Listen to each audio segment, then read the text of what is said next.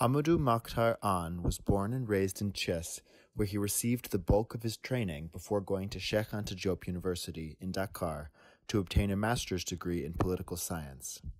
He attended high school at Lycée Amadou Ndak Seck in Thiès and has also received a certificate in creative writing. Before that, he attended Mamadou Diaw and Idrissa Diop Junior High School. Since August 2017, he has been a security analyst at Anticipe, a security and defense services company specializing in international security risk prevention and management. He has also been a technical salesperson at IBM and worked as a business development manager at Azerty. Concerning the English world, he has been a chairman of Idrissa Diop and Amadou Ndak Seck English clubs. Besides his analyst occupation, he's a writer and a proofreader.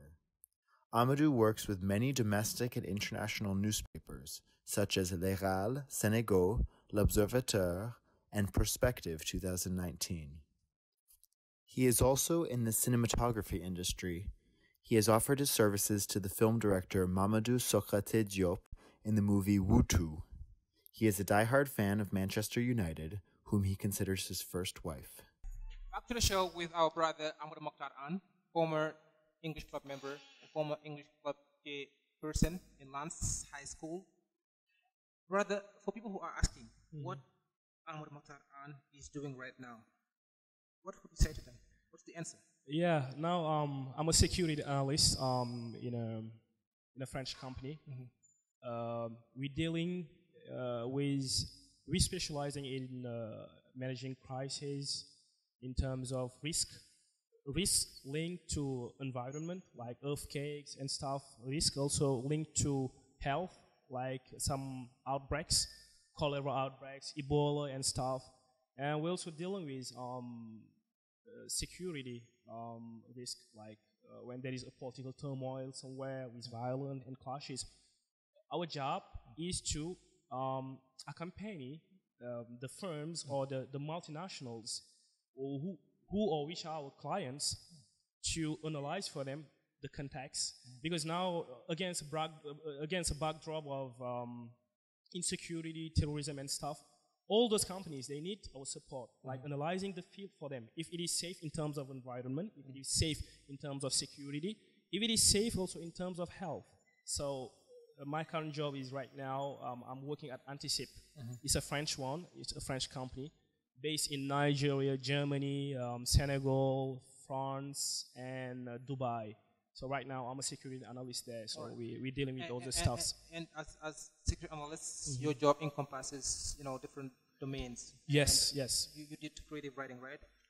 Where did you study the creative writing? Yeah, creative writing. I had the certificate of creative writing with the support of Plan International, IFH, and the U.S. Embassy. So creative writing, as you may know, encompasses like many fields. Drama, poetry, novels, proofreading and stuff. Everything dealing with creative writing.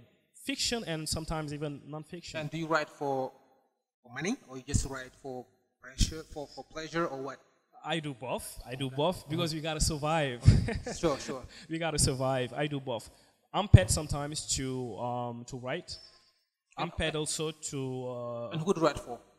Yeah, I write for websites sometimes because I have worked with L'Observateur, mainly contributions. Those were not, they were free, of course, because I told myself I'm a figment of the public school. Since CE till my university, private, maybe I just attended a private school just 1 year. Not much. So I told myself I got to give back. Sometimes, if there is a topic dealing with international issues that maybe the mass don't understand or don't grasp, I try to write contributions and do you work publish with them international companies? Yes. With your skills of yes, Perspective 2019. So my articles are there, and I have worked with many companies like L'Héral, L'Obs, Senegal, and stuff. The question maybe not just myself, but many people are asking is when you do political science at university, most of the time, people like my parents, they say, don't do it because I don't want you to be a lawyer. That's what they say. And how, your studies, the political science, how Yeah. is it connected to what you're doing right now? Because people, they think if you do political science, you have to be a lawyer. Yeah, I know. So how is it connected to what you're doing right You're right, because there are some stereotypes, because they would just, or some idiosyncrasies, if you want. They would just say, when you go for legal and political science studies, you just become a lawyer, or even a politician. It's the political, the term political now? science. Yes, political science. Whereas it's totally different. Of course, the boundary, the frontier is very slight. You might become a politician because you're learning subject dealing with that, like constitutional law, like comparative politics, like political analysis and stuff. But there is, I think it is just like a little tip of the iceberg, a little aspect of that. For example, what I'm doing right now deals with all the international fields. You see, when you talk about terrorism, it's not about being a lawyer. It's about security. Anyone can deal with that because it focuses on everyone in life, all the humanity.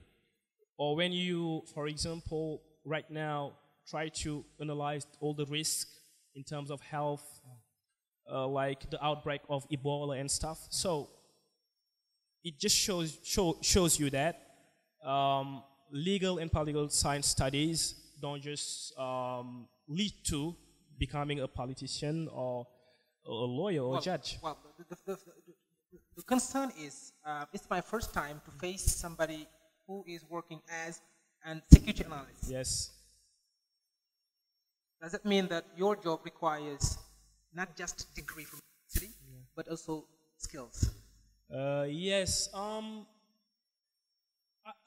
I don't want to look like portray myself as that's someone true. who's not humble. Yeah, be honest. Yes, you need a lot of skills. Yeah, that's it. First, you need English. First. It's fundamental. Fundamental.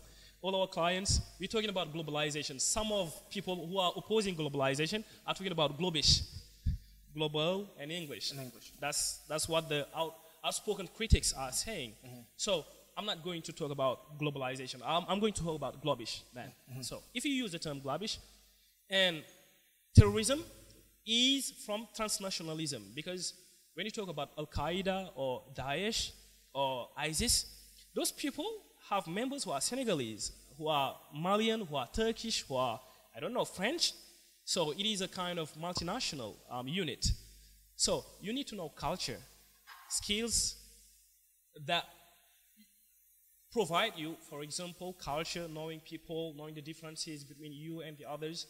You also need, I don't know, even to know about health. Because I didn't go to, I didn't attend medical, I don't know, medical studies and stuff. But I have to know the symptoms of certain I don't know exactly, certain illnesses. Are these skills that you acquire before you start? You acquire, but also they train you also, additional while training. while you're working. Yeah, while you're working. All right. So for people who think they have just a one comfort zone, and if they don't do this, they will not succeed. This is your answer. This guy didn't read English university, and that was his first choice. However, he's been a very successful student. And today we are here to share his experience once more again with our viewers. And when you finish your studies at university, how did you get into this world? All right. I can say I didn't really need to be a rocket scientist. Was there another advertisement for you to come and join the company, or what? No, in fact, it was not that. I didn't really need to be a rocket scientist to be there. Or first, it was two processes, like month-to-month words, like a friend of mine talked about it, and also sometimes writing also articles, publishing your work. Sometimes it can help. So they appreciated what I was doing, and then they contacted me, and I thought that it was matching with what I was doing, and then I accepted. Sure. That's great to have you on the show today. And you seem to be a very busy man. I know you are busy, and you've been so generous with your time to come here on the show. But do you have hobbies, like something you don't when you don't work? Because you work all the time. I'm not sure we'll answer this question because you work all the time. What do you do when you don't work? All my life is reading. We have hobbies. Hobbies, like not reading. I mean, because when you have hobbies and you say you stay home and write, It's not a hobby. I have one hobby. I think everybody maybe knows it. Manchester United. You love Manchester, but are you connected to Manchester, or you just a die fan of Manchester? Yeah, I'm a die-hard fan of Manchester United since my childhood, but it became more and more starker. Like some years ago, I discovered we had an association, and it is I won't call it an association, but a club. Okay. Everywhere you go in the world, you have Manchester United, South Africa, Manchester United, France, Manchester. We have also Manchester United, Senegal. And I joined for my maybe little English skills. They proposed me to join for sometimes translating some words, or sometimes if you have Skype with the club and stuff.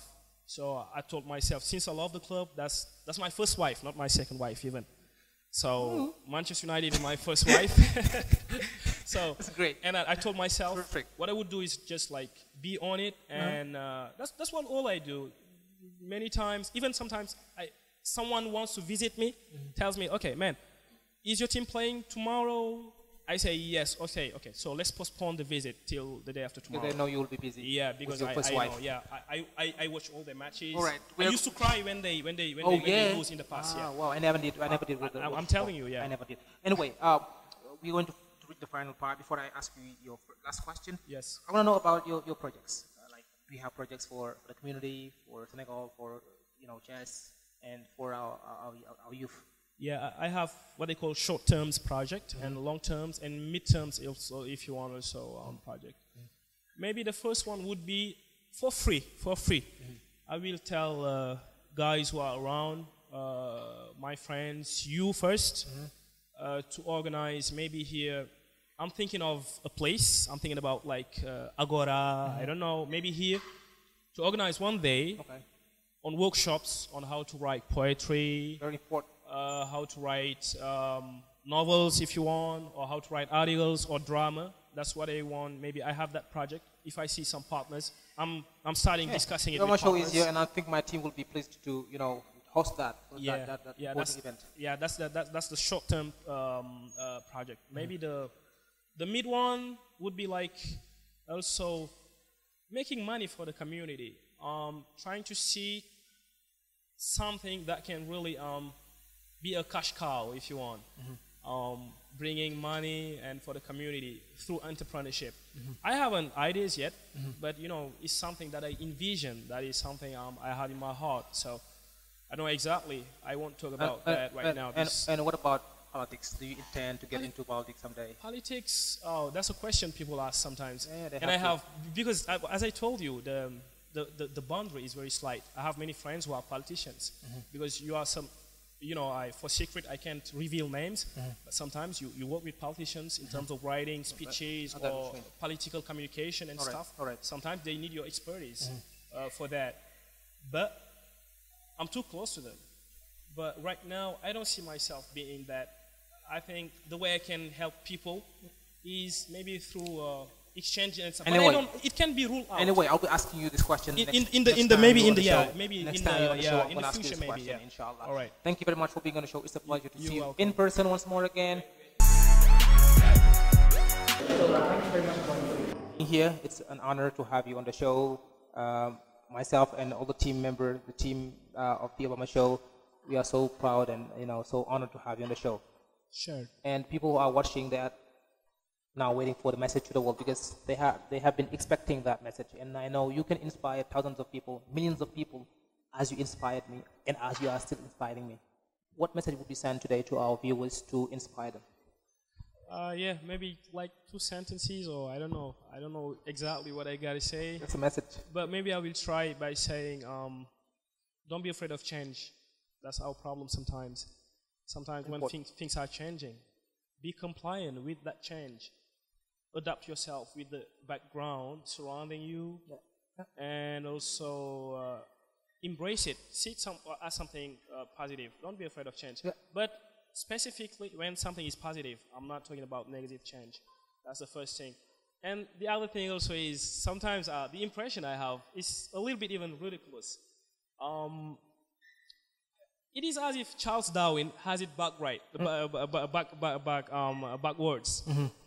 what we see right now, it is, instead of talking about evolution, as we said, but evolution is right now degeneration. Degeneration. Because there are some values that we're losing. Saying that, for example, accusing progress or evolution. No, we must not hide ourselves behind those concepts, like saying that this is evolution and we have to act this way. Let's keep those core values like affection, love, and compassion. I think right now it is something rare. We don't see it much, and we need it really. All right. Compassion, all right. yeah. All right. Anyway, All right. Thank you so that's much. the little thing I Thank you for wanted this great message. Thank you very much for our dear viewers. This was the Obama Show with Amadou Moctar Ann. Thank you very much. Next time, best time. I have a gift for you before you.